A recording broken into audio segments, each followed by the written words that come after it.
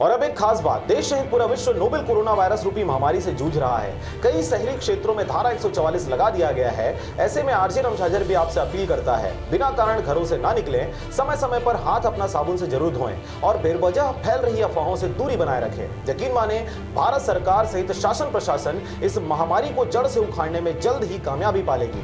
धन्यवाद।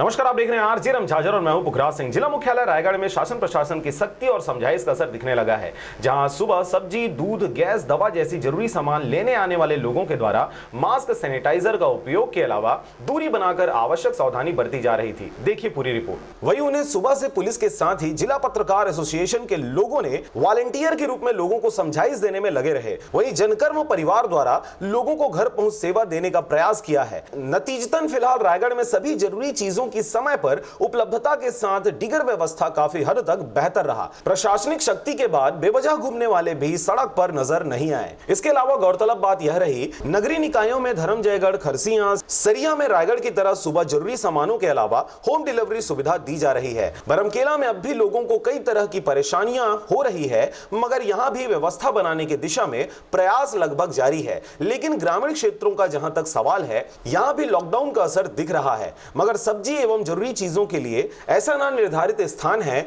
और ना सामान की व्यवस्था, जिसे समय, स्थान एवं होम डिलीवरी सेवा पंचायतों के माध्यम से बड़ी आसानी से किया जा सकता है, जिसे लागू किए जाने की आवश्यकता है। रही बात स्वास्थ्य सेवा, विद्युत, पानी, दवा, इसके लिए ड्यूटी में तैनात लोग बराबर सेवा दे रहे हैं। अब ग्रामीण क्षेत्रों में सेवा देने वाले मितानिन, पंचायत अमला आदि का भी सहयोग लिया जा रहा है। कुल मिलाकर एक तरफ व्यवस्था बनाने में और जागरूकता अभियान चलाने में प्रशासन लगी हुई है, तो लोग भी अब कोरोना की व्यवस्था को समझते हुए नियमों का पालन करते दिखाई दे रहे हैं। कई गांवों में बाहर से आने वाले लोगों को रोकने बाहर तख्ती टांग कर प्रवेश पर प्रतिबंध लगा दिया है। लेकिन अब सबके लिए जरूरत और व्यवस्था बनाना है, तो गांव-गांव तक दिनचर्या की वस्तुएं पहुंचाने की आवश्यकता है। रायगढ़ से मोहन नायक की रिपोर्ट, आरजे रमझाझर।